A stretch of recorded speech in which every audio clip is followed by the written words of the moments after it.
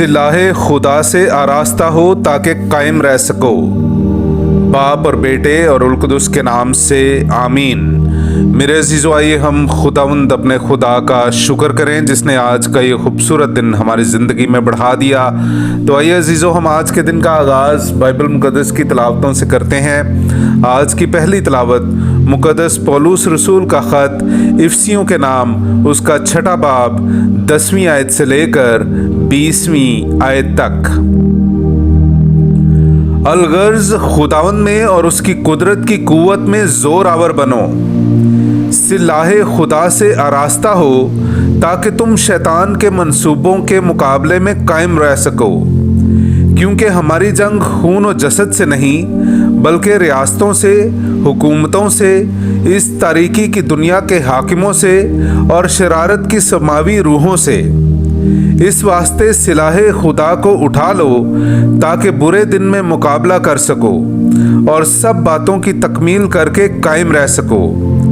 बस सच्चाई से अपनी कमर कस कर और सदाकत का बख्तर पहनकर और पाँव में सुलह की इंजील की तैयारी के जूते पहनकर और उन सब के अलावा ईमान की वो सिपर उठा लो जिससे तुम उस शरीर के सब जलते तीरों को बुझा सकोगे, और निजात का खूद और रूह की तलवार जो खुदा का कलाम है ले लो, और हर वक्त और हर तरह से रूह में दुआ और मिन्नत करते रहो, और इसी गर्ज से मुस्तादी के साथ जागते रहो, और मुकद्दसों के लिए दुआ किया करो और मेरे लिए भी, ताकि बोलने के वक्त मुझे कलाम करने की तौफीक हो, जिससे मैं इंजील के भेद को दिलेरी से जाहिर किया करूं, जिसके लिए मैं जंजीरों से बंधा हुआ एलची हूं, और उसे ऐसे बेधड़क बयान करूं जैसे कि मुझे बयान करना चाहिए।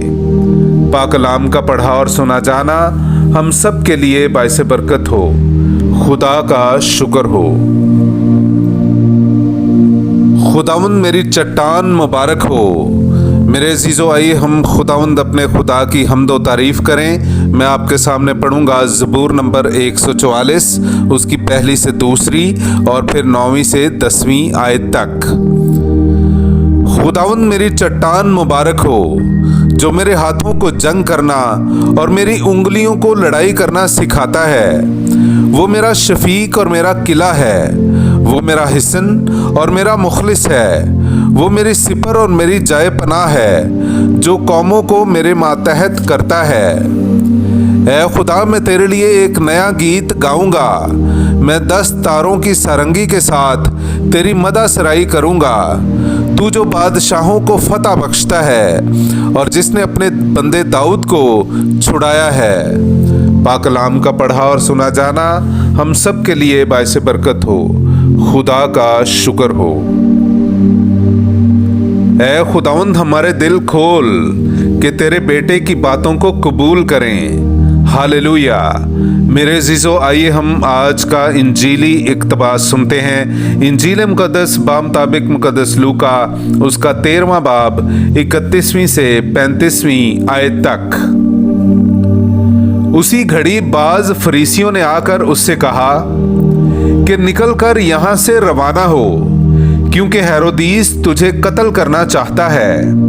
उसने उनसे कहा कि जाकर उस लूमड़ी से कहो कि देख, मैं आज और कल बदरूहों को निकालता और शिफा का काम करता हूँ और परसों कमाल को पहुँचूंगा।